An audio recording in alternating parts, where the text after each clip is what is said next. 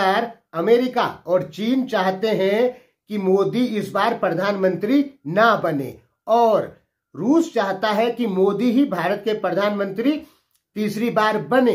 ऐसा क्यों है? अमेरिका चाइना दुश्मन होते हुए भी मोदी को प्रधानमंत्री के पद पे नहीं देखना चाहते हैं।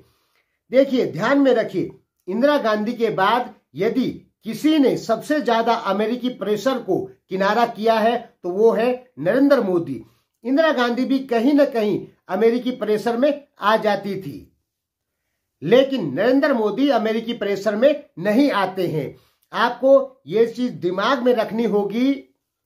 भारत के विपक्षी दल जितनी ताकत लगा रहे हैं मोदी को कुर्सी से हटाने के लिए, उससे कहीं ज्यादा ताकत और फंडिंग अमेरिका और चाइना द्वारा की जा रही है कि मोदी को इस बार प्रधानमंत्री नहीं बनने देना है।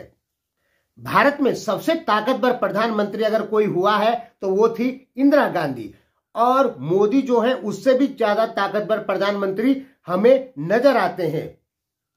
इंदिरा गांधी का क्या था कि वो अमेरिकी प्रेशर के आगे नहीं झुकती थी, चीन के प्रेशर के आगे झुक जाती थी, और यही रणनीति जवाहरलाल नेहरू की भी थी। और पिछली जितनी भी सरकारें हुई है सब चीन के सामने नतमस्तक थे, लेकिन अमेरिका से कहीं ना कहीं टकराव जरूर चलता था।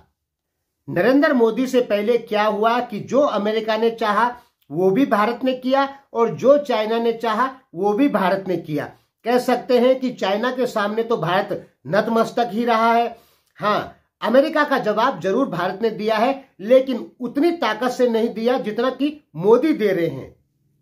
ये यूक्रेन वार होती है, अगर मोदी की जगह पे कोई दूसरी पार्टी का शासन चलता इंडिया में, कोई दूसरी पार्टी सत्ता में होती, तो वो रूस से तेल नहीं खरीदती, क्योंकि वो अमेरिकी प्रेशर में आ जाती वो सरकार। लेकिन मोदी अमेरिकी प्रेशर में नहीं आए और उन्होंने रूस से तेल खरीदना जारी रखा। हमारी जो समाचार पत्र है वो कहते हैं कि 60-70 बिलियन डॉलर का तेल खरीदा भारत ने रूस से यूक्रेन वार के बाद। लेकिन दोस्तों, आप सही से छानबीन करेंगे तो आपको 100 बिलियन डॉलर से भी ज्यादा दिखेगा कि भारत ने रूस से तेल खरीदा, क्योंकि कुछ तेल भारत ने इनडायरेक्टली यूरोप को बेचा है, रूस ने इनडायरेक्टली बेचा है भारत के माध्यम से। तो ये 100 बिलियन डॉलर से ज्यादा का तेल है।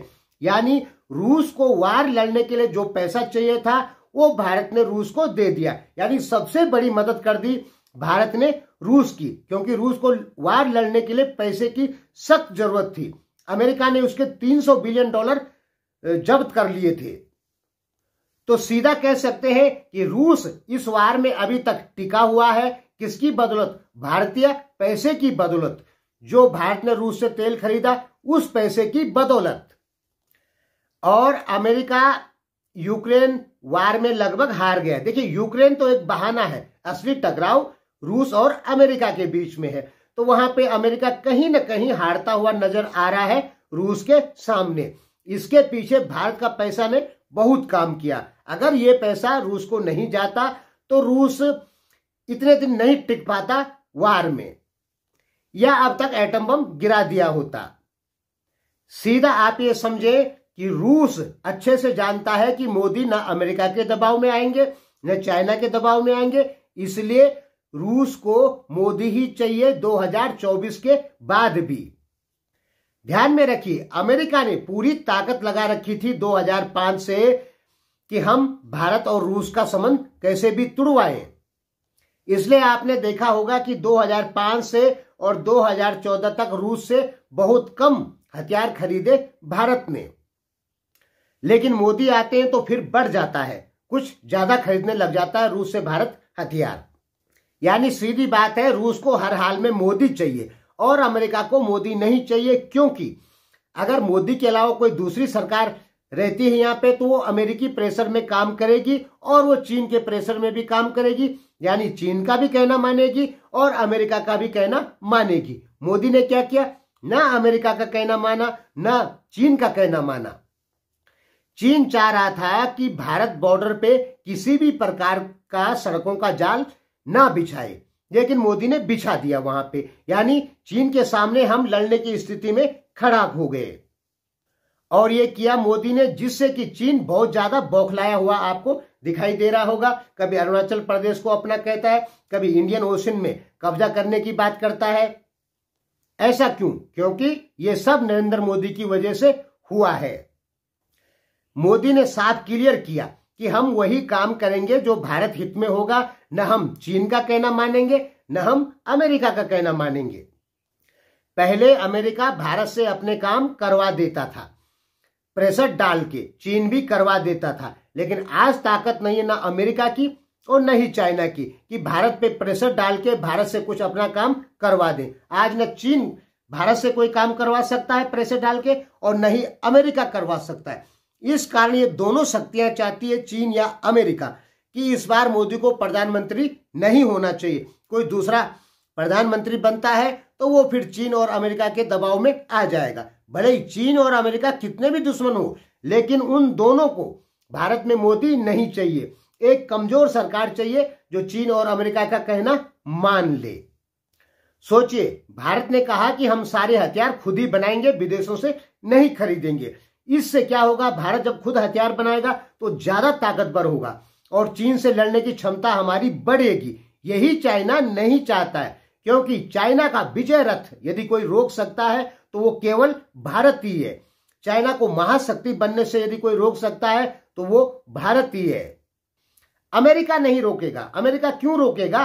अमेरिका और चीन का तो $600 बिलियन का व्यापार है, वो क्यों रोकेगा? चीन कमजोर पड़ेगी, चीन की इकोनॉमी, तो अमेरिका को नुकसान।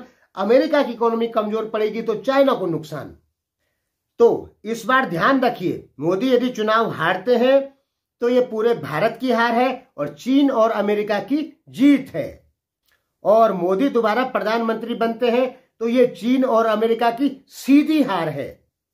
आप इंटरनेशनल पॉलिटिक्स को ध्यान से इसको समझेंगे तो आपको एक चीज समझ में आएगी कि चीन भी दबा के प्रेशर डालता है भारत के ऊपर और अमेरिका भी भारत के ऊपर दबा के प्रेशर डालता है। बस हमारी झूठी मीडिया ने केवल चाइना को बदनाम कर रखा है कि चाइना ऐसा कर रहा है।